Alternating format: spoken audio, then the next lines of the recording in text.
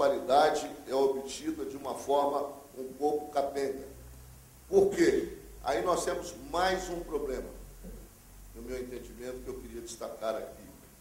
Porque o princípio da municipalização, que no sistema federado teria que ser necessariamente um princípio a ser considerado, ele não é exercido como municipalização. Porque o que a gente vê realmente é um processo de prefeiturização do processo decisório, que é diferente de um processo de municipalização. A municipalização pressupõe necessariamente um modelo participativo, conselhos deliberativos paritários para que a sociedade possa participar em igualdade de condições no processo de tomada de decisão, e isso, lamentavelmente, não ocorre da maneira pretendida. Daí a distorção que nós vivemos. Hoje, essa distorção está sendo discutida em Nova Lima. Se nós mudássemos para o lado de lá, poderíamos discuti-la em Brumadinho.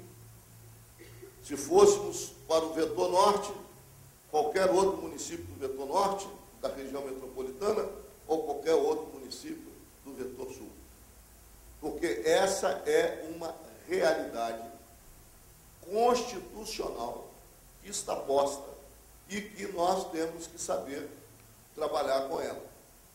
Ora, se nós temos, por um lado, um sistema federativo muito verticalizado, que dá ao município esse grau de autonomia para decidir sobre ocupação e uso do solo urbano, nós temos algumas conquistas que ainda não foram devidamente assimiladas pela sociedade brasileira, não foram assimiladas pela elite política, mas que certamente vão nos dar as ferramentas que nós precisamos para sair desse quadro que nós escrevemos até agora.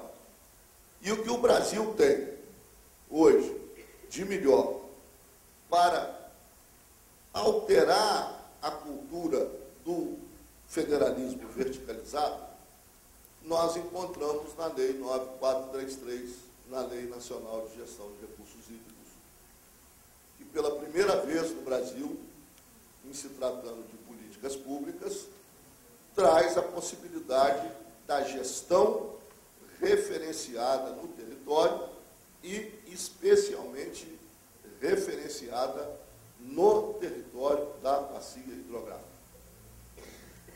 Bom, aí nós temos que nos indagar como conciliar a possibilidade de ter uma gestão integrada, sistêmica, no âmbito da bacia, com o poder e a autonomia que a Constituição concede aos municípios para decidir sobre as políticas de ocupação e uso do solo. Daí um dilema. Esse é o dilema que nós vamos ter que enfrentar se nós quisermos realmente fazer com que essas questões ocorram de maneira mais completa. Por quê? Porque quando nós imaginamos gestão do território, nós não podemos ficar restrito à menor divisão do território. No caso brasileiro, a divisão física, que é o município. Eu costumo dizer que a divisão física, ela atende aos requisitos da organização do Estado.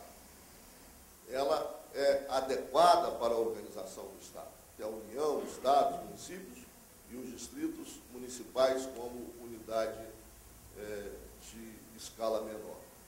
Mas ela não atende ao princípio da gestão integrada e sistêmica do território. Ela pode atender ao princípio da organização do Estado, facilita o processo de organização do Estado, mas não facilita ao contrário. Ela dificulta o processo de gestão no sentido de ter uma abordagem integrada e sistêmica. Então, essa é a questão que está posta. Mas nós vivemos uma situação ainda no Brasil de expansão urbana, muito desenfreada. Né? Eu sempre, e vou me permitir citar aqui, porque eu sei que aqui tem condomínios, tem entidades, eu gostaria de ver a mesma preocupação que nós temos com a ocupação do vetor sul no vetor norte. Aqui tem uma capacidade de mobilização, porque aqui está a burguesia e a classe média. No vetor norte estão os pobres. Ninguém está preocupado com o Ribeirão das Neves. E tem uma situação infinitamente pior do que a situação do vetor sul. Essa situação é ainda mais grave.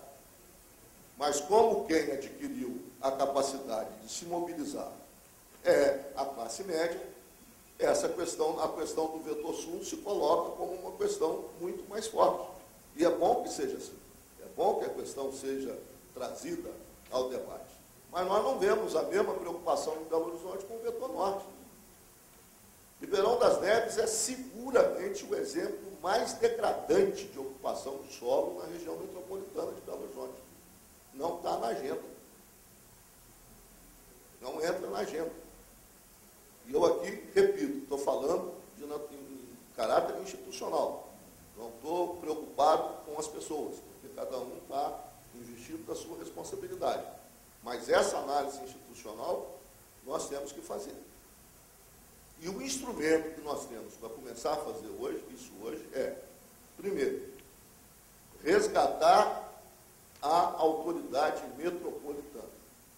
No caso das metrópoles, como é o caso aqui específico de Nova Lima, como cidade integrante da região metropolitana de Belo Horizonte. Isso ficou aí no limbo desde a Constituição de 88, só a partir do ano passado, a Assembleia Legislativa de Minas, depois de anos e anos de discussão, conseguiu instaurar uma autoridade metropolitana, que ainda está em formação, mas que, de qualquer maneira, vai representar um espaço de decisão mais equilibrado para essas questões que nós estamos falando, porque os municípios da região metropolitana vão ter que submeter as suas políticas de ocupação e uso do solo urbano à política que for estabelecida para a região metropolitana. E aí nós passamos a ter um mecanismo que começa a interferir nesse processo. O outro é realmente colocar em vigência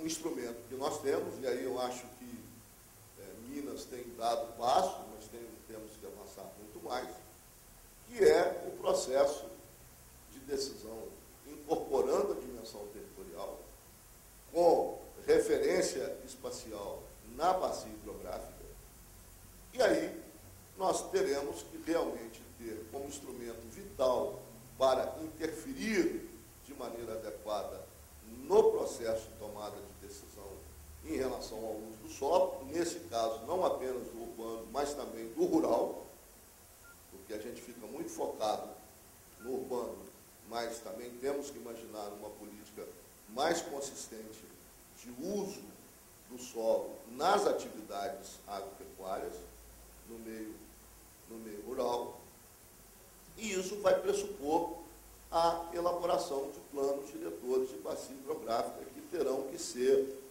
respeitados. São planos diretores que terão que orientar as decisões, não apenas do município, porque aqui nós não estamos falando de um plano diretor. Quando nós falamos de um plano diretor municipal, como é exigido no Estatuto da Cidade, para cidades acima de 20 mil habitantes, nós estamos falando de uso local, que pode continuar acentuando as distorções. Um conjunto de planos, vejam bem,